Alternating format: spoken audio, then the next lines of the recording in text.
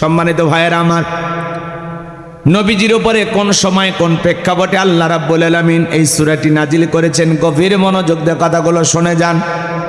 নবীর প্রিয় সাহাবী হযরত ওমর ফারুক রাদিয়াল্লাহু তাআলা আনহু ডেকে বলেন, আমি মৌমাছির গুনগুন আওয়াজ শুনলাম, ডানে তাকায় মৌমাছি নাই, বামে তাকায় মৌমাছি নাই।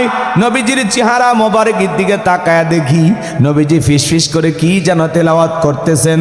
হযরত ওমর ফারুক ডেকে বলেন, আমার বোঝার বাকি রইল না, আসমান থেকে নবীজির উপরে কোরআনুল কারীম নাজিল হচ্ছে, আর বিশ্ব নবী কোরআনুল কারীম রিসিভ করতে ব্যস্ত। বলুন সুবহানাল্লাহ।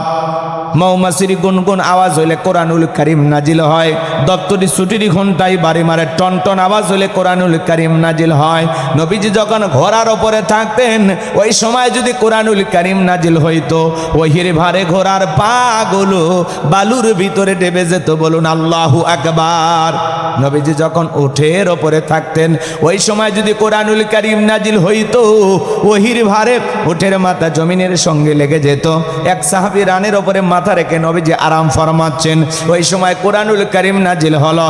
সাহাবী ডেকে বলেন, আমার কাছে মনে হয় আমার রানটা ফেটে যাবে, আমার কাছে মনে হয় আমার রানের ওপরে পাহাড় চেপে ধরা হয়েছে। তাহলে বলুন তো বাজান, কোরআনুল কারীমের একটা আলাদা ওয়েট, আলাদা একটা ওজন আছে না নাই? জীবনের প্রথম ওই রিসিভ করতে গিয়ে নবীজির শরীর মোবারকে জ্বর পর্যন্ত এসেছিল। দীর্ঘ 23টি বছরে আল্লাহ রাব্বুল আলামিন তার হাবিবের ওপরে কোরআনুল কারীম নাজিল করেছেন। এই কোরআনের সম্মান মর্যাদা কত আমরা কপাল পোড়া মুসলমান আজ বুঝতে পারলাম না। এমনও মুসলমান আছে 50-60 বছর বয়স হয়ে গেছে, আল্লাহর কোরআনটা খুলেও দেখে নাই। আছে না না? মুসলমান হিসাবে বলেন তো বাজান, কোরআনের সাথে আমাদের সম্পর্ক রাখার দরকার আছে না নাই? কোরআন পড়ার দরকার আছে না নাই? বন্ধুগণ আমার, গভীর মনোযোগ দিয়ে কথাগুলো শুনে যান, লম্বা করার কোনো সুযোগ নাই। 8টি পদ্ধতিতে নবীজির উপরে কোরআনুল কারীম নাজিল হইতো। আল্লাহু আকবার বলেন। হযরত ওমর ফারুক ডেকে বলেন, নবীজির কোরআনুল কারীম রিসিভ করা শেষ হয়ে গেল। বিশ্ব নবী সাহাবায়ে কিরামদের দিকে মুখ করে ডেকে বলেন, আমার সাহাবীরা, এই মাত্র আসমান থেকে জিবরাইল এসে আমার উপরে সূরা আল মুমিনুনের 10টি আয়াতে কারিমা নাজিল করে জানা দিয়ে গেলেন, নবী গো, এই 10টি আয়াতের ভিতরে আল্লাহ রাব্বুল আলামিন তার আদরের মুমিন বান্দাদের জন্য 7টি কোয়ালিটি নিয়ে আলোচনা করেছেন, 7টি গুণাবলী নিয়ে আলোচনা করেছেন। কোন মুমিন যদি এই 7টি গুণে গুণান্বিত হতে পারে, 7টি গুণ দিয়ে তার জীবনটাকে সাজাইতে পারেন, আমার আল্লাহ বলেন, উলাইকা হুমুল ওয়ারিসুন আল্লাযীনা ইয়ারিসুনাল ফিরদাউস হুম ফিহা খালিদুন।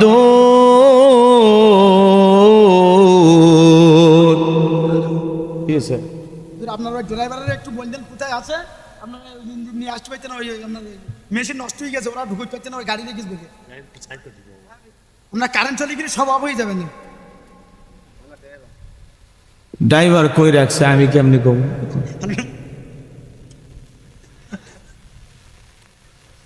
কি এক অবস্থা, খুঁজে দেখেন, খুঁজে দেখেন। যে বাসায় খাওয়া দাওয়া ওখানে গেছে, উনি কি হিজরত করে চলে গেল? কি এক অবস্থা বল। ড্রাইভার সাহেব ওই যে এই রাশেদ, গাড়িটা একটু সাইড করো।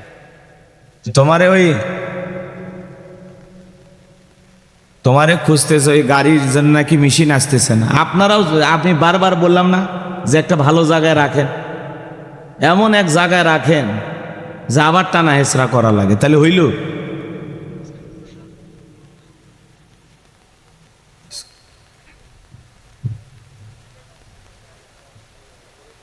আমি তো বললাম ওই ভাইরে আরো ঘুমাইয়া দিতে, আপনারা ড্রাইভারে এখনো জায়গায় রাখছেন, তাহলে আমরা যাবো কেমনে বাড়িতে? না চাচা, এখনই ডাকতেছেন, তাহলে ঘুমায় কি করবে? আচ্ছা যাই হোক, এরকম করবেন না, এরকম করলে আমি কিন্তু শেষ, ওয়াজের লাইন ভুলে যাও, আর কইরেন না, যা করছেন করছেন। সম্মানিত ভাইয়েরা আমার, গভীর মনোযোগ দিয়ে কথাগুলো শুনে যান। আমার আল্লাহ রাব্বুল আলামিন জানিয়ে দিলেন, আমার নবী বলেন, উলাইকা হুমুল ওয়ারিসুন আল্লাযীনা ইয়ারিসুনাল ফিরদাউস হুম ফিহা খালিদুন। আমার আল্লাহ রাব্বুল আলামিন বলেন, তারাই হবেন উত্তরাধিকারী জান্নাতুল ফেরদাউসের, সেখানে তারা চিরকাল বসবাস করবেন। আমার আল্লাহ রাব্বুল আলামিন কোনোদিন তাদেরকে জান্নাত থেকে বের করে দেবেন না, বলুন সুবহানাল্লাহ। বাবা মারা গেলে ওয়ারিশ সূত্রে সন্তান যেরকম বাবার সম্পত্তির ভাগ পায়, কোন মুমিন যদি 60টি গুণাবলী 60টি কোয়ালিটি অর্জন করে জীবন সাজাইতে পারে, এই 60টা গুণাবলী আমল করে ধারণ করে যদি কবরে যাইতে পারে, তার নামে জান্নাতুল ফেরদাউসে জায়গা বরাদ্দ থাকবে, বলুন সুবহানাল্লাহ। কারা কারা জান্নাতে যেতে চান দুই হাত তুলে আল্লাহকে দেখান। আল্লাহ আমাদের সবাইকে জান্নাতুল ফেরদাউসের ওয়ারিশ হিসেবে কবুল করুন। চিল্লা বলুন আমিন। আরেকটু জোরে বলুন আমিন। আরো একবার বলুন আমিন। এইবার জান্নাতে যেতে হলে কয়টা গুণাবলী? 60টি। 60টি আঙ্গুল দেখান তো, জোরে বলেন কয়টি? 60টি। আরে জোরে, জোর হলো না, উঠেই যাবে। লিল্লাহি তাকবীর। হাত নামান। আমার ভাইয়েরা, এই 60টা গুণাবলী কি আমাদের একটু জানা দরকার আছে না নাই? গভীর মনোযোগ। বাবা মারা গেলে ওয়ারিশ সূত্রে সন্তান যেরকম বাবার সম্পত্তির ভাগ পায়, কোন মুমিন যদি এই 60টা গুণাবলী অর্জন করে মারা যেতে পারে, তার নামে জান্নাতুল ফেরদাউসে জায়গা বরাদ্দ থাকবে। কারো বাড়ি যদি ঢাকা গুলশানে হয়, লোকটার মশানি আলাদা, ভাবি আলাদা। বুঝো? হ্যাঁ, গুলশানে থাকি, কথা কয় না। কারো বাড়ি যদি ঢাকা উত্তরায় হয়, তারও ভাব আছে। আজকের আলোচনা শুনে ঢাকা গুলশান বা উত্তরায় নয়, বাড়ি হবে জান্নাতে। কোন জায়গায়? অনেকে বলে হুজুর এমন ওয়াজ করেন যাতে একদিন ওয়াজ শুনলে কাজ হয়ে যায়। তা আজকের আলোচনা শুনে যদি বাস্তব জীবনে আমল করতে পারেন, এই 60টা গুণাবলী দিয়ে জীবন সাজাইতে পারেন, আপনি হবেন জান্নাতুল ফেরদাউসের ওয়ারিশ, বলুন সুবহানাল্লাহ। তাহলে এই 60টা গুণাবলী কি আমাদের একটু জানা দরকার আছে না নাই? আমি কি বলবো? একটু গভীর মনোযোগ দিয়ে কথাগুলো শুনে যান আমার ভাইয়েরা। আমি যে কথা বলতে চাচ্ছিলাম, নবী তখন সাহাবায়ে কিরামদের সামনে তেলাওয়াত করে শুনিয়ে দিলেন। আমার আল্লাহ বলেন, ক্বাদ ফালাহাল মুমিনুন। আমার আল্লাহ রাব্বুল আলামিন বলেন, অবশ্যই মুমিনেরা সফল, অলরেডি মুমিনেরা সফল। সফল হয়েছে তারা ঈমান এনেছে যারা। আল্লাহু আকবার বলেন। আমরা মনে করি ক্ষমতা থাকলে সফল, টাকা থাকলে সফল, যশ খ্যাতি থাকলে সফল, নায়ক সুপারস্টার গায়ক এরা বুঝি সফল না। আল্লাহর কাছে এগুলো সফলতার মাপকাঠি না। আল্লাহর কাছে সফল হতে পারবে তারা ঈমান আনবে যারা, বলুন আল্লাহু আকবার। বর্তমানে পৃথিবীর সবচাইতে ক্ষমতাধর ব্যক্তির নাম হলো ডোনাল্ড ট্রাম্প, আমেরিকার প্রেসিডেন্ট। আর আপনাদের এলাকা একটা বাজার আছে, কি বাজার? রতনপুর বাজার। এই বাজারে আল্লাহর একজন বান্দা তরি তরকারি বিক্রি করে, সবজি বিক্রেতা। আজান দেওয়ার পরে আল্লাহর গোলাম যদি মসজিদে গিয়ে মাথা নত করে আল্লাহকে সিজদা দেয়, পৃথিবীর বড় নেতা ডোনাল্ড ট্রাম্পের চাইতে ওই সবজি বিক্রেতা ইমানদারের দাম কম না বেশি? তার মানে কি বুঝলেন? ঈমান আছে যার, আল্লাহর কাছে দাম আছে তার। যার ঈমান নাই, তার 4 পয়সা মূল্য আল্লাহর কাছে নাই। ওই বেঈমানেরা ক্ষমতার দিক দিয়ে দুনিয়াতে সফল হতে পারে, মরার পরে সবগুলো বেঈমানকে বিটায়া জাহান্নামে দেবেন তিনি কে?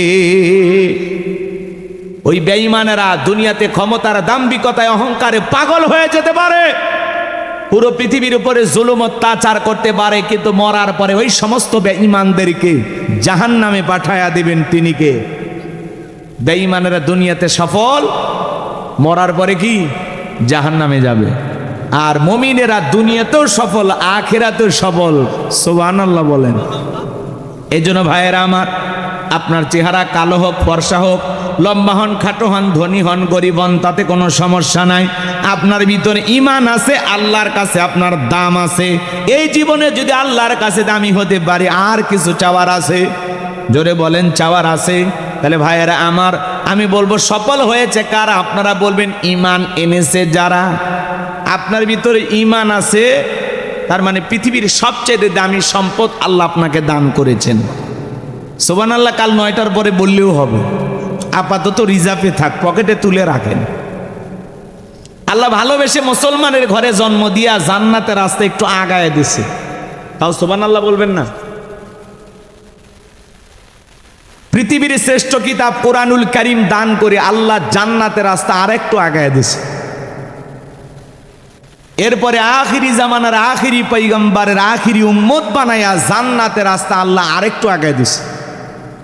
এখন একটু আমল করলেই জান্নাত, একটু, খুব বেশি না, একটু আমল করলেই জান্নাত। সুবহানাল্লাহ বলেন। তাহলে আমার ভাইয়েরা, আমি বলবো সফল হয়েছে কারা? আপনারা বলবেন ঈমান এনেছে যারা। আপনার ভিতরে ঈমান আছে, আল্লাহর কাছে আপনার দাম আছে।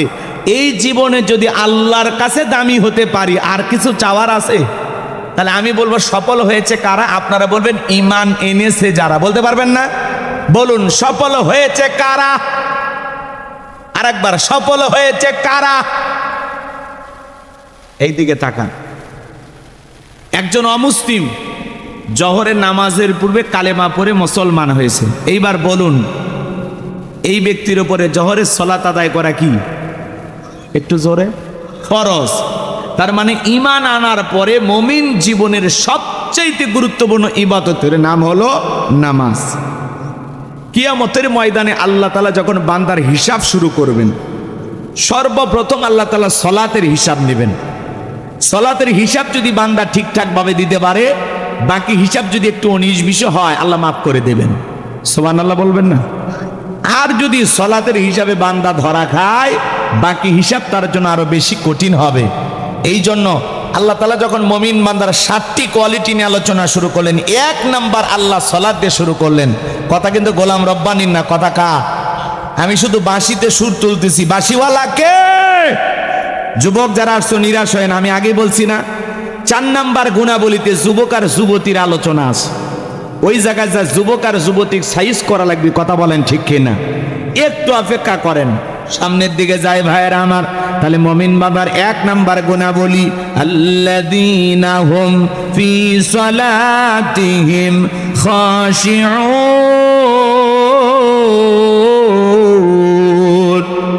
মুমিন বান্দার 1 নাম্বার গুণাবলী, যারা নিজেদের সালাত বিনয় সহিত নম্রতার সহিত আল্লাহর ভয় নিয়ে আদায় করে। এই আয়াতের ব্যাখ্যায় তাফসীরি কারকরা লিখেছেন, তাফসীর ইবনে কাসির থেকে বলছি, অন্তরের ভিতরে সুচিন্তা, দুশ্চিন্তা, কুশ্চিন্তা, বিবির কথা, সংসারের কথা, ব্যবসা বাণিজ্যের কথা, দুনিয়াবি কোনো চিন্তা ভাবনা মনের মধ্যে রাখা যাবে না। আপনি আমি যখন নামাজের মধ্যে দাঁড়িয়ে যাব, অন্তরে ভয় থাকতে হবে একমাত্র কার? ইয়া আইয়ুহাল্লাযীনা আমানুত্তাকুল্লাহ, হে ঈমানদারগণ আমি আল্লাহকে ভয় করো। হাক্কা তুকাতিহি, ভয় করার মতো ভয় করো। আপনি আমি যখন নামাজের মধ্যে দাঁড়িয়ে যাব বাজার, কিভাবে নামাজ আদায় করব? নবীজি কিভাবে সালাত আদায় করতেন? আম্মা জান আয়েশা ডেকে বলেন, নবীজি নামাজের ভিতরে এত লম্বা সময় দাঁড়িয়ে থাকতেন, মাঝে মাঝে তাকায় দেখতাম নবীজির পা মোবারক ফুলে উঠেছে। আম্মা জান আয়েশা বলেন, নবীজি নামাজের ভিতরে এত লম্বা সময় রুকু করতেন, মাঝে মাঝে তাকায় দেখতাম মনে হয় নবীজি আর রুকু থেকে মাথা উঠাবে না। আম্মা জান আয়েশা ডেকে বলেন, নবীজি নামাজের ভিতরে এত লম্বা সিজদা দিতেন, মাঝে মাঝে মনে হয় নবী আর কোনোদিন সিজদা থেকে মাথা উঠাবেন না। আম্মা জান আয়েশা ডেকে বলেন, একদিন রাতের বেলায় দেখি নবীজি কান্না করতে করতে সিজদার জায়গাটা পর্যন্ত ভিজে গেছে। নবী যখন সিজদা থেকে মাথা উঠাইলেন, আম্মা জান আয়েশা জিজ্ঞাসা করেন, নবী এত কান্না কেন করলেন, কি হয়েছে আপনার? নবী তখন ডেকে বলে, আয়েশা আমি তো আমার জন্য কাঁদি না, আমি কাঁদি আমার গুনাহগার উম্মতের জন্য। আমি আল্লাহর কাছে কেঁদে কেঁদে বলি, আল্লাহ আমার গুনাহগার উম্মতের গুনাহগুলো মাফ করে দাও, ওই কঠিন জাহান্নামের আগুন থেকে আমার উম্মতকে তুমি মুক্তি দাও। এ বাজান গো আমার, আপনার আমার জীবনের গুনাহ মাফের আশায় নবী যদি আল্লাহর কাছে দোয়া করেন, আপনি আমি হলাম মূল ভিকটিম, মূল আসামি, মূল অপরাধী। তাহলে বলেন তো আমাদের নিজেদের গুনাহ মাফের জন্য আল্লাহর কাছে সিজদা দিয়া কান্না করার দরকার আছে না না? আরে ভাই 5 ওয়াক্ত সালাত, এইটা তো রবের বাধ্যতামূলক অর্ডার, এটা তো ডিউটি, এটা আপনাকে পালন করতেই হবে। 5 ওয়াক্ত সালাত নফল না ফরজ? 5 ওয়াক্ত সালাত আপনাকে আদায় করতে হবে, পাশাপাশি রাতের 1টা 2টা 3টার দিকে ওইটা আরামের বিছানা ত্যাগ করে ঠান্ডা পানি দিয়ে ওযু বানাইয়া নিরালায় নিবৃত্তিতে জায়নামাজে দাঁড়িয়ে যায় যারা, তাহাজ্জুদের জায়নামাজে দাঁড়িয়ে যায় যারা, আল্লাহর প্রিয় হতে পারবে তারা। আর যারা জীবনে তাহাজ্জুদের সালাত নিয়মিত আদায় করে, গভীর নিশীথে রুকু সিজদার মাধ্যমে আল্লাহর সাথে প্রেম করে, এই যে মানুষগুলো জীবনে কখনো ব্যর্থ হয় না। তাহাজ্জুদের সালাত আদায় করবে যারা, জীবনে সফল হতে পারবে তারা। গভীর নিশীথে রাতের 1টা 2টা 3টার দিকে আপনি একা একা নামাজে দাঁড়িয়ে গেছেন, এই নামাজ দুনিয়ার কাউকে দেখানোর জন্য নয়, এই নামাজ হলো একমাত্র আল্লাহকে পাওয়ার জন্য। কথা বলেন ঠিক কিনা? তাহলে বলেন তো বাজান, গভীর নিশীথে তাহাজ্জুদের জায়নামাজে প্রেম করবেন কার সাথে? যুবকেরাও রাত্রি জাগরণ করে, তবে তাহাজ্জুদের নামাজ আদায় করে না, ইউটিউব ইন্টারনেট ঘাটাঘাটি করে ইমো মেসেঞ্জারে সেটিং কইরা সারা রাত সেটিং কইরা ফজরের আজান হয় যখন, ওই হাইব্রিড যুবক ঘুমাইতে যায় তখন নামাজও পড়ে না। যুবক রে, এই ঘুম ভাঙলে সকাল, না ভাঙলে পরকাল। কথা বলেন ঠিক কিনা? কেমন করে ঘুমাও তুমি ওরে সাতক্ষীরার কালীগঞ্জের যুবক, কেমন করে ঘুমাও তুমি ফজর করে কাজা, এমন তো হতে পারে ও তোমার জহরে জানাজা, এমন তো হতে পারে ও তোমার জহরে জানাজা। কথা বলে ঠিক কি না? তাহলে ভাইরা আমার, তাহাজ্জুদের জায়নামাজে আল্লাহ রাব্বুল আলামিনকে সিজদা দিয়া গভীর নিশীথে আমাদের গুনাহ মাফের জন্য আল্লাহর কাছে কান্না করার দরকার আছে না নাই? এই জন্য আল্লাহ রাব্বুল আলামিন বলেন, ওয়াল্লাযীনা ইয়াবিতুনা লিরাব্বিহিম সুজদাও ওয়া কিয়ামা, যারা রাত্রি জাগরণ করে আমি আল্লাহকে সিজদা দেয়, আমি আল্লাহর জন্য দণ্ডায়মান হয়ে যায়, সিজদাতে চোখের পানি সরিয়ে দিয়ে আল্লাহর কাছে দোয়া করে বলতে হবে, রব্বানা আসরিফান্না আযাবা জাহান্নাম ইন্না আযাবাহা কানা গরামা। হে আমাদের রব, ওই কঠিন ভয়ঙ্কর জাহান্নামের আগুন থেকে আমাদের মুক্তি দাও, ওই জাহান্নামের আযাব শাস্তি সহ্য করার মতো ক্ষমতা আমাদের নাই। ইন্নাহা সাআত মুস্তাকাররা ওয়া মুকামা, নিশ্চয়ই জাহান্নাম হলো অপরাধীদের থাকার জন্য আবাসস্থল। এটা হলো একটা নিকৃষ্ট একটা স্থান, বড় ভয়ঙ্কর একটা জায়গা। এই জাহান্নাম বড় কঠিন জায়গা বাজার, এটা অপরাধীদের জন্য একটা নিকৃষ্ট স্থান। আল্লাহ রাব্বুল আলামিন বলেন, ইন্না জাহান্নামা কানাত মিরসাদা লিত্তাগিনা মাআবা লাবিসিনা ফিহা আহকাবা লা ইয়াযুকুনা ফিহা বারদান ওয়ালা শারাবা ইল্লা হামিমান ওয়া গাসসাকা। ইন্না জাহান্নামা কানাত মিরসাদা, নিশ্চয় জাহান্নাম ফুলসিরাতের কিনারায় ওত পেতে রয়েছে। অপরাধী ধরার জন্য যেমন, শিকার ধরার জন্য যেমন ফাঁদ পাতা হয়, ফুলসিরাতের কিনারায় জাহান্নাম ওত পেতে রয়েছে। এটা হলো আল্লাহর অবাধ্য গোলামদের থাকার আবাসস্থল, সেখানে তারা যুগের পর যুগ বসবাস করবে। একজন জাহান্নামী কত লক্ষ বছর, কত কোটি বছর জাহান্নামের আগুনে জ্বলবে, আর সঠিক গেলে মার্গে আনাছে কার কাছে? ওই জাহান্নামের আগুনে মানুষগুলো জ্বলতে জ্বলতে পড়তে পড়তে চেহারা হয়ে যাবে কয়লার মতো কালো। জাহান্নামের আগুনের যন্ত্রণা সহ্য করতে না পেরে তারা যখন ক্ষুধার্ত হয়ে যাবে, আল্লাহ তখন ডেকে বলবে, আমার ফেরেশতারা, আমার জাহান্নামী বান্দাদেরকে খাদ্য দাও। এ বাজান, জাহান্নামের তলদেশে এক ধরনের ফলের চাষ করা হবে, যেই ফলের নাম হলো জাক্কুম, কাঁটাযুক্ত ফল। এই ফলটা যখন জাহান্নামীদের হাতে দেবে, জাহান্নামীরা খাবার মনে করে যখন এই কাঁটাযুক্ত জাক্কুম নামের ফল গলার ভিতরে দেবে, গলার মাঝামাঝি আটকে যাবে, ভিতরেও যাবে না, বাহিরেও আসবে না।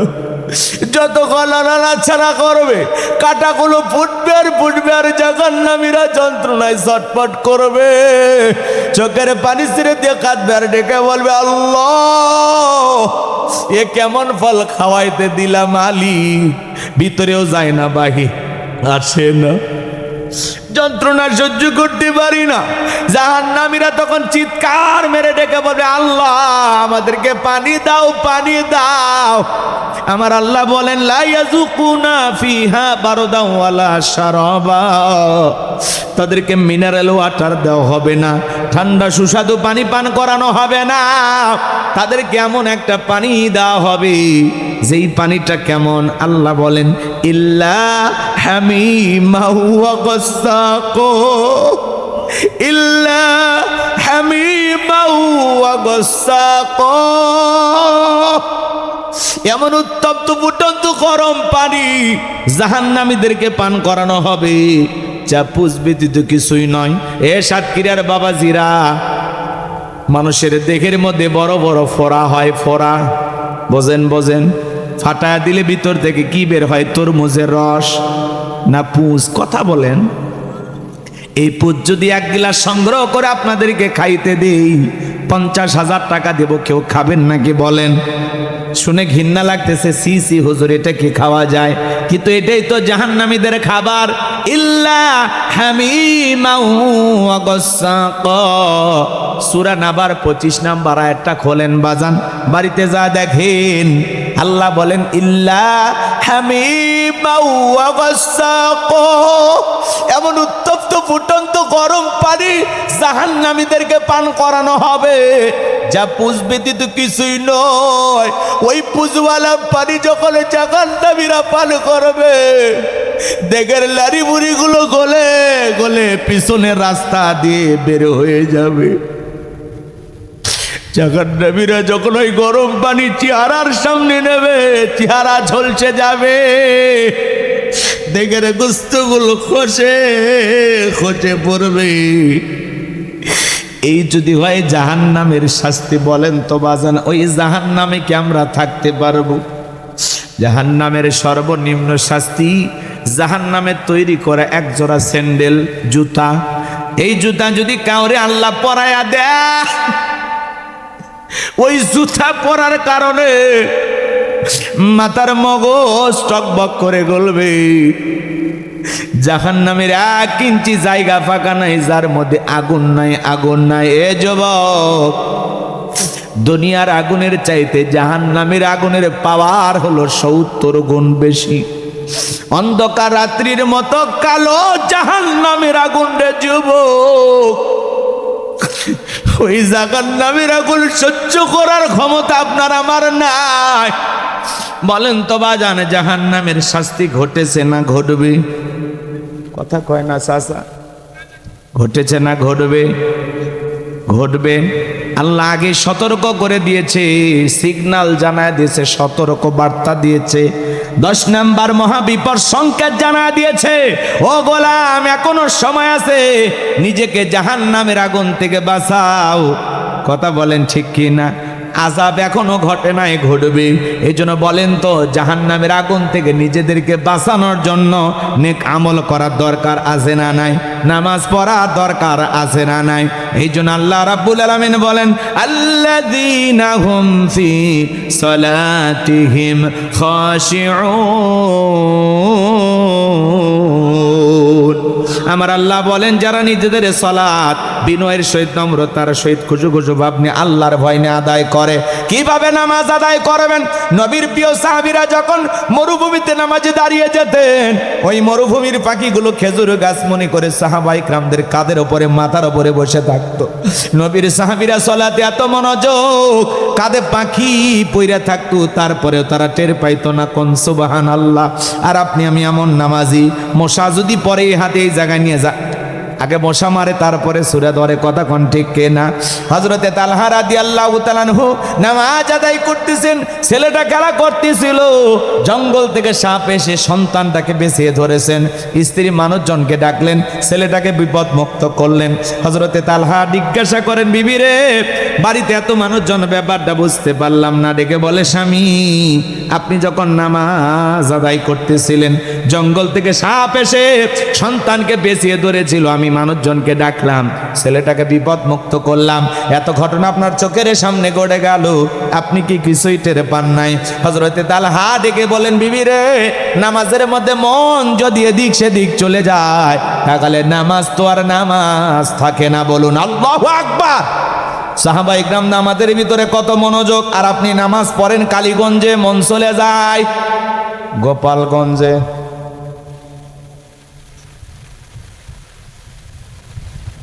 নামাজ পড়ে সাতক্ষীরা মন চলে যায় মাগুরা। কথা কন, নামাজের মধ্যে দাঁড়ায় খালি মন ছটফট করে, গোলাম রব্বানি কইলেই দোষ। কথা বলেন। আমাদের পাগল মন খালি দুনিয়াবি নানান কথা মনে হয়, মাঝে মাঝে দুনিয়াবি এত কথা নামাজের মধ্যে মনে হয়, নামাজের সিজদা দুইটা না একটা মনে থাকে না।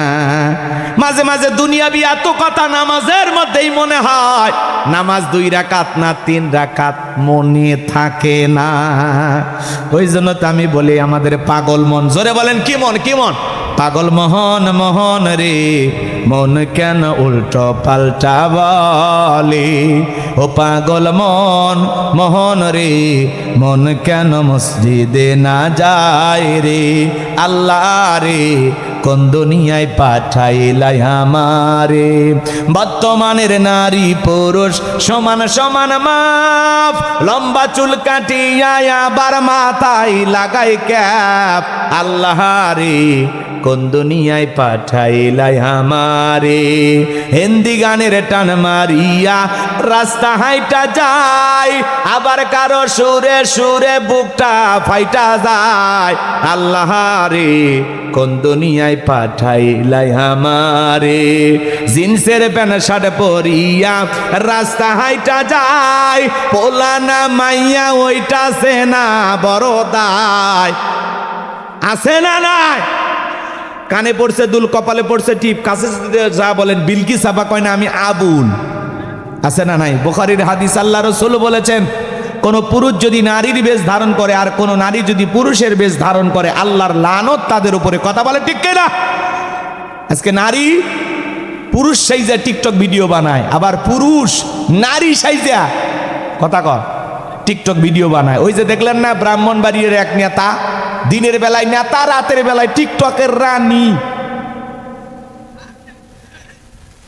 পরে থানায় যায়া মুসলেকা দিয়া নিজের চুল নিজে কাইটা আবার পুরুষ সাজছে।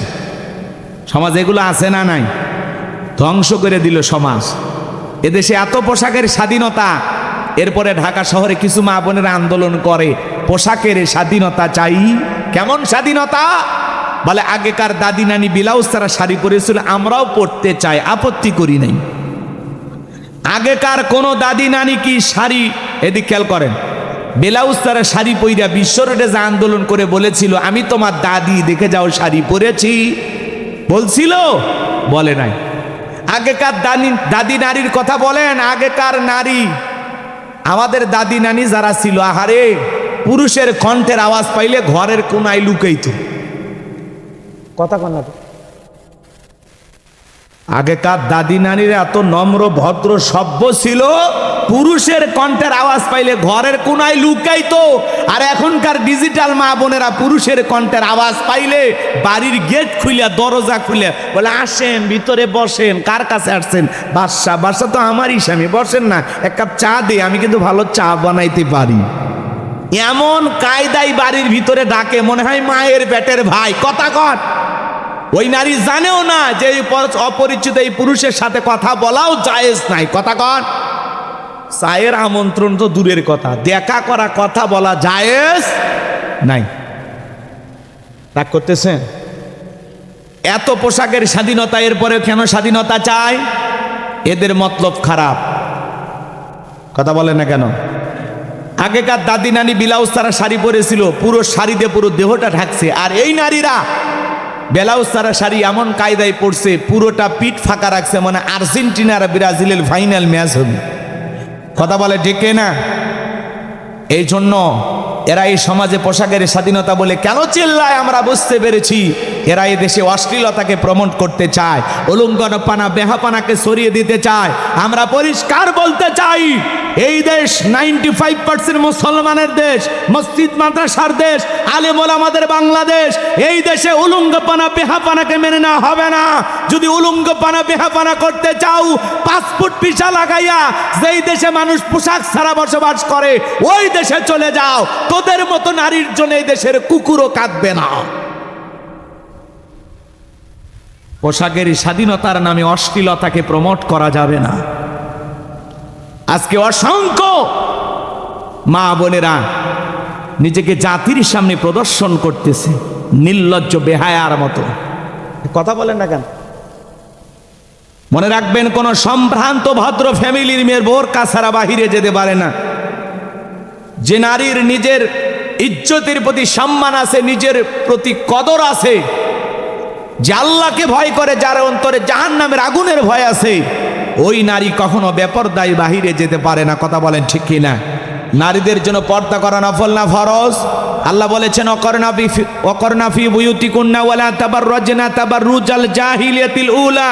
নারীরা তোমরা ঘরের ভিতর অবস্থান করো, খবরদার জাহিলিয়াতের যুগের মেয়েদের মতো নোংরা অশ্লীল পোশাক পরে নিজের দেহকে প্রদর্শন করো না। নারীরা পর্দায় থাকলে নিরাপদে থাকবে, পর্দা নারীকে সিকিউরিটি দেবে, পর্দাশীল নারীর ওপরে আল্লাহর রহমত নাজিল হবে। এই জন্য নারীদেরকে পর্দায় রাখার দায়িত্ব হলো পুরুষের। কার? প্রত্যেকটা বাবার দায়িত্ব তার মেয়েকে পর্দায় রাখা, প্রত্যেকটা স্বামীর দায়িত্ব তার স্ত্রীকে পর্দায় রাখার। কথা বলে ঠিক কিনা? নারীর পর্দায় থাকলে সুন্দর থাকবে।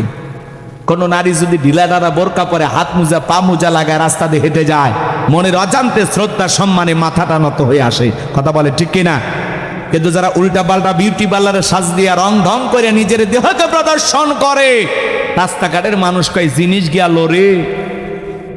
কথা কন। ওই মহিলা তখন বলে, এই ছেলে, তোদের ঘরে কি মা বোন নাই? বলে, হ্যাঁ মা বোন আছে, কিন্তু তোমার মতো নির্লজ্জ বেহায়া কেউ নাই। কথা বলে ঠিক কিনা?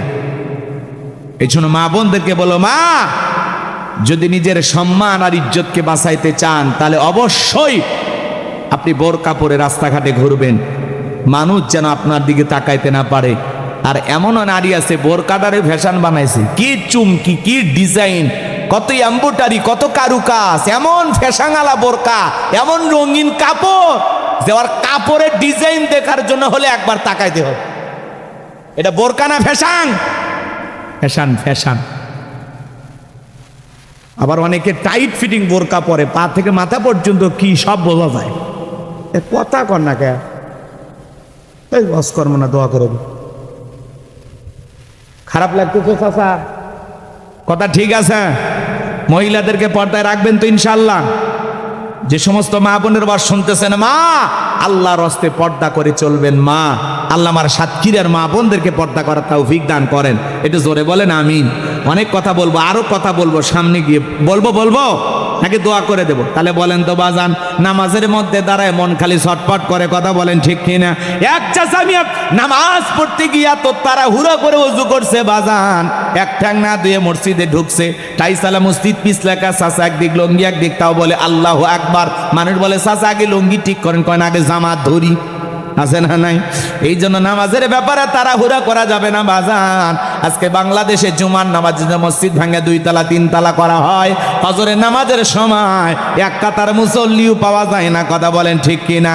এমনও মসজিদ আছে মুয়াজ্জিম একাই আজান দেয়, একাই নামাজ পড়ে, একটা দুলা ভাইও আসে না। আছে না নাই? তাহলে বলেন তো বাজান, নামাজ হবে একমাত্র কার জন্য?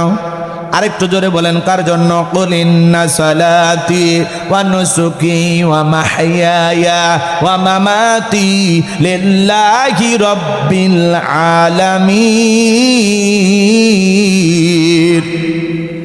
সূরা আনাম আয়াত নাম্বার 162। আল্লাহ রাব্বুল আলামিন জানিয়ে দিলেন, নবীজি আপনি বলুন, আমার নামাজ, আমার কোরবানি, আমার জীবন, আমার মরণ লিল্লাহি রাব্বিল আলামিন, আসমান জমিনের প্রতিপালকের জন্য। তাহলে মুমিন জীবনের সব ইবাদত হবে একমাত্র কার জন্য? এজন্য আল্লাহ রাব্বুল আলামিন বলেন, আল্লাযীনা হুম ফি সালাতিহিম খাশিউন। যারা নিজেদের সালাত বিনয়ের সহিত নম্রতার সহিত আল্লাহর ভয় নিয়ে আদায় করে। এদিক একটা রাষ্ট্রপতি প্রধানমন্ত্রীর সামনে যদি যান, কি করবেন? দাড়ি চুলকাবেন, লুঙ্গি ঠিক করবেন, গলা খাকর দিবেন, কি করবেন? কি হয়? সুন্দরভাবে দাঁড়িয়ে থাকবেন, এই তো নম্র ভদ্র হয়ে দাঁড়াবেন, এই কথা ঠিক আছে। এদিক তাকান, একটা রাষ্ট্রপতি প্রধানমন্ত্রীর সামনে যতটা নম্র ভদ্র বিনয়ী হয়ে দাঁড়াবেন, তার চাইতে কোটি কোটি গুণ বেশি নম্র ভদ্র বিনয়ী হয়ে নামাজ আদায় করার সময় মসজিদে গিয়ে দাঁড়াইতে হবে। কথা বলে ঠিক না? এদিকে আমার দিকে তাকান, আপনি এমন ভাবে সালাত আদায় করার সময় দাঁড়িয়ে যাবেন, মনে মনে খেয়াল করবেন আমি নামাজ আদায় করতেছি, আমার আল্লাহ আমাকে দেখতেছেন। কথা বলে আপনি সালাত আদায় করবেন আর মনে মনে খেয়াল করবেন আমি নামাজ আদায় করতেছি, আমার আল্লাহ আমার সামনে দাঁড়িয়ে আছেন। আল্লাহু আকবার। আপনি জোহরের নামাজ আদায় করবেন আর মনে মনে খেয়াল করবেন এই জোহরের নামাজ আমার জীবনের শেষ নামাজ। একটা ফাঁসির আসামি যেরকম জীবনের শেষ মনে কইরা 2 রাকাত নামাজ আদায় করে, প্রত্যেকটা ওয়াক্তে নামাজ আদায় করবেন আর মনে করবেন এই আসরের নামাজ আমার জীবনের শেষ নামাজ। এইভাবে নামাজ আদায় করতে হবে। 2 মিনিটে 2 রাকাত, 4 মিনিটে 4 রাকাত। এই ফরজি 5 কর্তৃক নামাজ দিয়ে জান্নাত পাওয়া যাবে না। জান্নাত পেতে হলে নামাজ নামাজের মতো আদায় করতে হবে, সঠিকভাবে রুকু সিজদা করতে হবে। কথা বলে ঠিক কিনা? তাহলে আল্লাহর ভয়ে আল্লাহকে রাজি খুশি করার জন্য কারা কারা 5 ওয়াক্ত সালাত আদায় করবেন? 2 হাত তুলে মালিককে দেখান। আল্লাহ আমাদের সবাইকে 5 ওয়াক্ত নামাজি বানায় দেন। চিল্লা এখন আমিন। এ শোনা ভাইরা, জোরে বলেন আমিন। আর একটু জোরে বলুন আমিন। হাত নামান আমার কলিজার ভাইয়েরাম।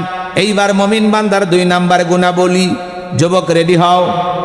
2 নাম্বার গুণাবলী আল্লাহ রাব্বুল আলামিন বলেন, আল্লাযীনা হুম আনিল লাগবি মুরিদুন। মুমিন বান্দার 2 নাম্বার গুণাবলী, অনার্থক কথাবার্তা বলা যাবে না। এক জায়গায় বসে 2-3 ঘন্টা গল্প, অমুক খারাপ তুমুক খারাপ, এ ভালো না সে ভালো না, মনে হয় চায়ের কাপে ঝড় তুলে দিছে, কথা কর। মনে হয় গীবত কমিটির সভাপতি সেক্রেটারি বসে গেছে, এলাকার সব তত্ত্ব ওনার কাছে, অমুক ভালো না তুমুক ভালো না। আরে ভাই, মানুষের সমালোচনা করে লাভ আছে? নিজের আত্মসমালোচনা করেন, নিজের জীবনে তুলটি তালাশ করেন। আমার জীবনই তো ভুলে ভরা, অন্যের ভুল ধরার সময় আমার নাই। কথা বলে এই কিসে?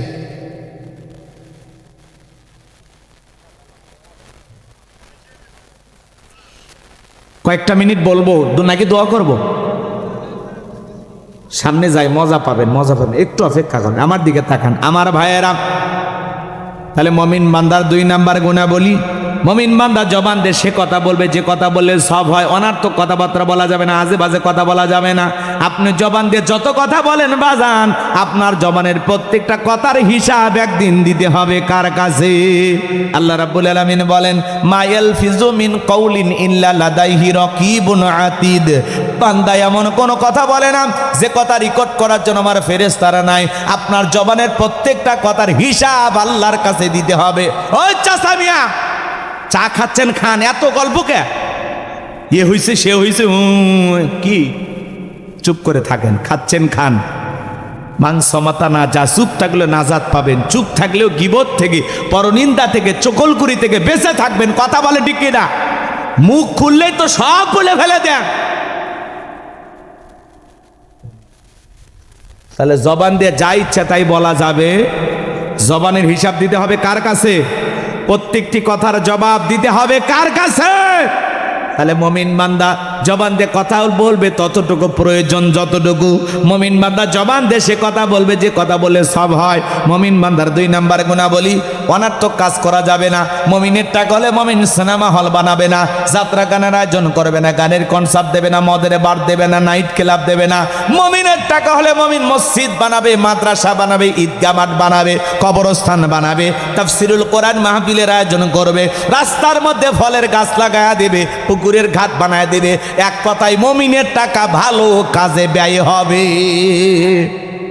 মুমিন বান্দার 2 নাম্বার গুণাবলী, এই কান দিয়ে অনার্থক জিনিস শ্রবণ করা যাবে না। যুবকরে কানে ইয়ারফোন লাগায় গান শ্রবণ করো, রূপবানে না আছে কমর দলাইয়া, আল্লাহর ফেরেশতারা কবরে নিয়ে পিটাবে ঝোলাইয়া ঝোলাইয়া। আল্লাহ এই কান গান শোনার জন্য দেয় নাই। হক্কানি উলামা ইকরামদের বয়ান শুনতে হবে, ইসলামী সঙ্গীত শুনতে হবে, কোরআন তেলাওয়াত শ্রবণ করতে হবে।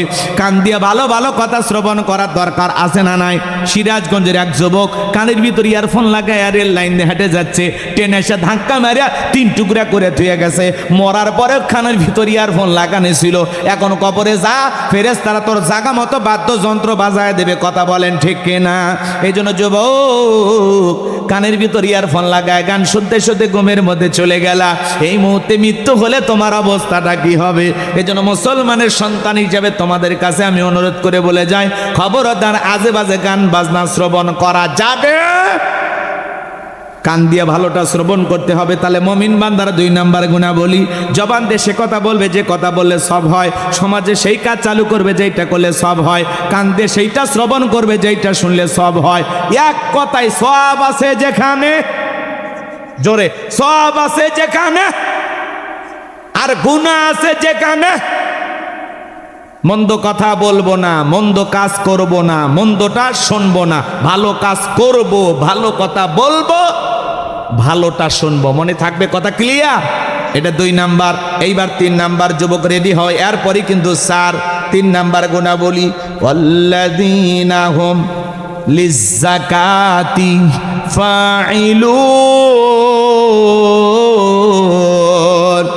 মুমিন বান্দার 3 নাম্বার গুণাবলী, ওয়াল্লাযীনা হুম লিয-যাকাতি ফাইলুন। মুমিন বান্দার 3 নাম্বার গুণাবলী, মুমিন বান্দাকে আল্লাহ যদি নেশাব পরিমাণে সম্পদের মালিক বানায়া দেয়, মুমিন বান্দাকে আল্লাহ যদি ধনী বানায়া দেয়, মুমিন বান্দা সক্রিয়ভাবে হিসাব করে করে বছরে কয় লাখ টাকার কয় হাজার টাকা জাকাত আসবে, কয় কোটি টাকার কয় লাখ টাকা জাকাত আসবে, মুমিন বান্দা প্রত্যেক বছরে হিসাব করে করে বছরে একবার জাকাত দেবে। কার ভয়ে? জাকাত দেওয়া নফল না ফরজ? নামাজ আদায় করা যেমনি ফরজ, জাকাত দেওয়া তেমনি ফরজ। জাকাত আসছে দারিদ্রতা বিমোচন করার জন্য, অভাবমুক্ত সমাজ রাষ্ট্র দেশ গড়ার জন্য। জাকাত আসছে রাস্তার এই পারে 10 তলা, এই পারে গাছতলা তার ব্যবধানকে দূর করার জন্য। জাকাত আসছে সমাজে পড়ে থাকা অসহায় মানুষের মুখে হাসি ফুটানোর জন্য। কথা কন না আপনারা? জাকাত আসছে দারিদ্রতা বিমোচন করার জন্য, দারিদ্রমুক্ত সমাজ দেশ রাষ্ট্র গড়ার জন্য। বাংলাদেশের স্বাধীনতার 54 বছর কেটে গেল, প্রত্যেকটা প্রধানমন্ত্রী ক্ষমতায় আসে আর বলে আমরা দারিদ্রমুক্ত ক্ষুধামুক্ত বাংলাদেশ গড়ব। এটা যদি আপনাদের মনের কথা হয়, কথা বলেন। পার্লামেন্টে যারা গেছে সকলের উদ্দেশ্য কি? সকলের উদ্দেশ্য হলো জনগণের কল্যাণে কাজ করা। আমরা দেখি সংসদে যখন তারা বক্তৃতা দেয়, বাপরে বাপ, মনে হয় দাও কুড়াল, একে অপরের প্রতিপক্ষ, কঠিন ভাষায় বক্তব্য হয়। সংসদ চলাকালে আহারে সরকার দলীয় যারা তারা বিরোধী দলের সমালোচনা করতে ছাড়ে না, আবার বিরোধী দল যারা তারাও সরকারের সমালোচনা করে, বিভিন্ন বিষয়ে প্রতিবাদ করে। সংসদটা এবার জমে উঠছে, দেখে মজা লাগে। কথা বলেন ঠিক কিনা? কি সুন্দর কথা বলেন হাসনাত আব্দুল্লাহ, চমৎকার ভাষা। কথা বলেন, কি সুন্দর কথা বলেন আমার প্রিয় ভাইয়েরা। আমার ভাইয়েরা, যেই সংসদে বক্তব্য চলাকালীন একে অপরের প্রতিপক্ষ হইয়া চরম ভাষায়, কড়া ভাষায় বক্তব্য দেন, আবার সংসদ যখন শেষ হয়ে যায় একে অপরের সাথে সালাম দেয়, মুসাফা করে, কি সুন্দর কাছাকাছি যা খোঁজ গল্প করে। এই যে আজকে দেখলাম স্বরাষ্ট্রমন্ত্রী সালাউদ্দিন সাহেব, আশেপাশে হাসনাত আব্দুল্লাহ, নাহিদ ইসলাম, বিরোধী দলের অনেক নেতা, সরকার দলীয় অনেক মন্ত্রী, সবাই এক জায়গায় বসে সেই গল্প করতেছে, সেই গল্প হাসি তামাশায় মেতে গেছে, আড্ডা দিতেছে। সংসদ শেষ, এখন কি করতেছে? হাসি দিয়ে গল্প করতেছে, আড্ডা দিতেছে। আবার সংসদ চলার সময় প্রতিপক্ষ মনে করে সেই খেলা, মানে আর্জেন্টিনার ব্রাজিলের ফাইনাল ম্যাচ হচ্ছে। কথা কর না আপনারা? সংসদ এইবার জমে উঠছে, জাতি তাকায় আছে, এই দেশের কল্যাণে ভালো কিছু হবে। কথা বলেন ঠিক কিনা?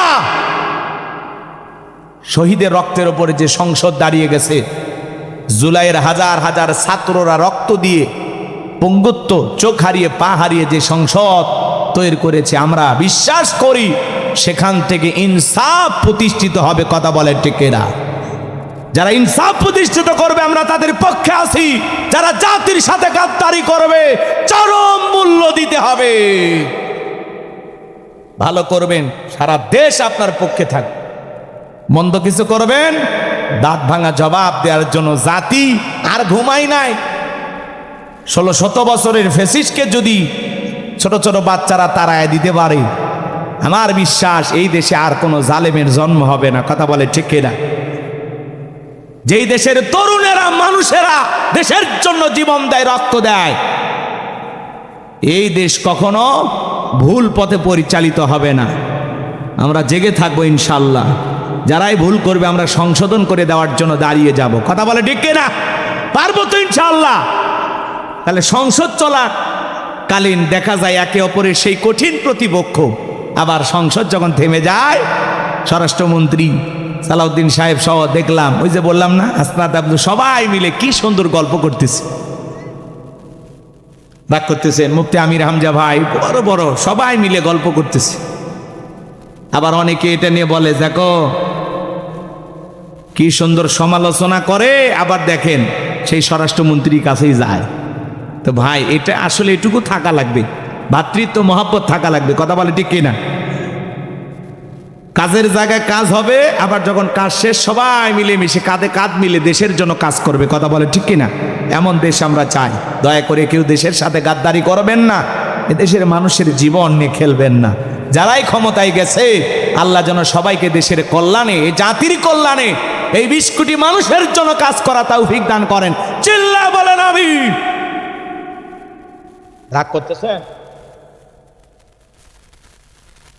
1.5 মাস হয় না একটা সরকার ক্ষমতায় গেছে, 41,000 কোটি টাকা ঋণ, মাথা ঘুরতেছে। সামনে আগামী 5 বছরে এই ঋণ কোথায় গিয়ে দাঁড়াবে আল্লাহ ছাড়া কেউ জানে না। অনেক সমস্যা এই দেশে। যারা বিগত 16 বছরে ক্ষমতায় ছিল, লুটে পুটে খায়, সব নিয়ে গেছে। দেখছেন না তেলের হাঁকা, পাম্পে পাম্পে মোটর সাইকেল। আমারে বলছে, হুজুর 20-25টা মোটর সাইকেল নিয়ে যাইতাম, কিন্তু তেলই তো পাই না। আরে ভাই, আজকে আমি যশোরে, আপনারা দেখেছেন, প্রায় 3-3.5 ঘন্টার মতো দাঁড়াইয়া থাইকা তেল নিয়ে আসলাম। ওই তেল যদি না পাইতাম, আপনার এই সাতক্ষীরা কালীগঞ্জে আসার কোনো উপায় নেই, কারণ গ্যাস অনেক আগেই ফুরায় গেছে। 3-3.5 ঘন্টা থাইকা ওদের হাত পায়ে ধরিয়া, যে ভাই একটু দেন ভাই, মাহফিলে যাবো ভাই। অনেকে চেনে, একটু মহব্বত করে, এই আর কি। দিয়ে দিস, কয় হুজুর দিয়ে দিলাম, যান। কষ্ট হচ্ছে তেলের জন্য হাঁকা। বহির্বিশ্বের অবস্থা দেখতেছেন আপনারা। পাম্পে তেল নাই, আমগো বিল নাই, বলারও জায়গা নাই, সবারও কায়দা নাই। পাম্পে তেল নাই, আমগো বিল নাই, বলারও জায়গা নাই, সবারও কায়দা নাই। শান্তি পেতে হলে, শান্তি পেতে হলে দিনের পথে আই রে, ও দেশের ভাই রে, বল না কোথায় যাই রে, একটু শান্তি বলো কোথায় গেলে পাই রে। কথা বলে ঠিক কিনা? তাহলে আমি যে কথা বলতে চাচ্ছিলাম, মুমিন বান্দার 3 নাম্বার গুণাবলী, এদিক খেয়াল করেন। আল্লাহ যদি তাদেরকে সম্পদ দেয়, তারা হিসাব করে করে জাকাত দেবে। আর আমার দেশের অর্থনীতি জাকাত ভিত্তিক না সুদ ভিত্তিক? একটু জোরে বলেন। সুদ ভিত্তিক অর্থনীতি হালাল না হারাম? এই হারাম অর্থনীতি দিয়া কোনো নেতা কিয়ামত পর্যন্ত বাংলাদেশকে দারিদ্র মুক্ত করতে পারবে না, ক্ষুধা মুক্ত করতে পারবে না। কথা বলে ঠিক না? বাংলাদেশকে যদি দারিদ্র মুক্ত, ক্ষুধা মুক্ত করতে চান, এটা যদি আপনাদের স্বপ্ন থাকে, তাহলে জাকাত ভিত্তিক অর্থনীতি চালু করে সুদ ভিত্তিক অর্থনীতিকে লাথি মেরে ডাস্টবিনে নিক্ষেপ করতে হবে। জাকাত ভিত্তিক অর্থনীতি চালু করার পরে এদিকে তাকান, এদেশের বড় বড় ইসলামিক স্কলার, দ্বীনের দায়ী আলেমদের কাঁধে এই জাকাত মন্ত্রণালয়ের দায়িত্ব দেওয়া লাগবে। একটা জাকাত মন্ত্রণালয় খুলে এই জাকাত মন্ত্রণালয়ের দায়িত্ব এদেশের ইসলামিক স্কলার, দ্বীনের দায়ী আলেমদেরকে দেওয়া লাগবে। আলেমেরা কি করবে? এইদিকে তাকান, সমস্ত ধনীদের তালিকা করবে।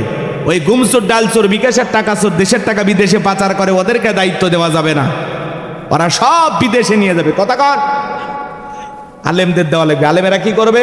ইনি ধনী মানুষ, এদেশের অধিকাংশ ধনী জাকাত দেয় না। জাকাত আসছে 1 কোটি টাকা, কোনো মতে 5-10 লাখ টাকা জাকাত দিয়ে নিজের 90 লাখ নিজেই মারিয়ে খায়। আছে না নাই? ধনী মানুষ 10 লাখ টাকা জাকাত আসছে, 2-3 লাখ টাকা দিয়ে নিজের জাকাত নিজেই মেরে খা। আর এদেশের ধনীরা পাইছে জাকাত মানি শাড়ি লুঙ্গি, এমন লুঙ্গি কিনে দেয় 200 টাকা লিটর লুঙ্গি, পরে থাকলে জান্নাত জাহান্নাম সব বোঝা যায়। এমন শাড়ি দেয় 300 টাকা দাম, ধুয়ে দিলে শাড়ি না মশারি খুঁজে পাওয়া যায় না। এই ধনী, এই শাড়ি তোর বউরে পরাবি, কথা বলেন ঠিক কিনা? জাকাত মানি শাড়ি লুঙ্গি না। হযরত ওমর ফারুক ডেকে বলেন, জাকাতের অর্থ তোমরা এমন ভাবে দাও যাতে ওই ব্যক্তি জাকাতের জন্য আর কারো দুয়ারে হাত না পাতে। এই ছেলেটা বেকার বসে আছে, ওরে জাকাতের 1.5 লাখ টাকা দিয়া রতনপুর বাজারে দোকান ধরায় দেন। আল্লাহ চাইলে 5-7 বছর ব্যবসা বাণিজ্য কইরা ছেলে নিজেও ভবিষ্যতে জাকাত দেবে, কথা বলেন ঠিক কিনা? এই ছেলেটা বেকার বসে আছে, ওরে জাকাতের 1.5 লাখ টাকা দিয়ে একটা অটো ভ্যান লসিমন করিমন খাইরন সুন্দরী কিনে দেন। ওই অটো ভ্যান চালাবে, দৈনিক 500-700 টাকা ইনকাম হবে। ওই ছেলেটা আর বেকার থাকলো না।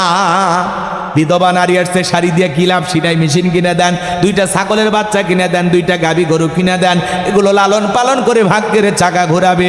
এক কথায় জাকাতের টাকা দিয়া মানুষের কর্মস্থানের ব্যবস্থা করে দিতে হবে, কথা বলেন ঠিক কিনা? যে কথা বলতে চাচ্ছিলাম, আলেমেরা সমস্ত ধনীদের তালিকা করবে, একটা জরিপ আমরা করেছিলাম। এই দেশে 10 বছরও যদি সমস্ত ধনীদের কাছ থেকে জাকাত কালেকশন করা হয়, আর জাকাতের 4টা খাত আল্লাহ তাআলা দিয়েছেন, এই খাতগুলো অনুযায়ী জাকাতের সমস্ত টাকাগুলো সঠিক ব্যক্তিদের কাছে পৌঁছায় দেওয়া হয়, 10 বছর পরে বাংলাদেশে একজন গরিব জাকাত নেওয়ার মতো খুঁজে পাওয়া যাবে না। চিৎকার মেরে বলুন আল্লাহু আকবার। আমার দিকে তাকান শোনা ভাইয়েরা, ইনি ধনী মানুষ, জাকাত দিতে চায় না, কিন্তু জাকাত আদায় করা হবে। তালিকা করে বলা হবে, বলেন তো আপনার ব্যাংকের অ্যাকাউন্টে কত, বইয়ের অ্যাকাউন্টে কত, গোপন সিন্ধুকে কত, পুঁইতে রাখছেন কত, সাদা কত, কালো কত।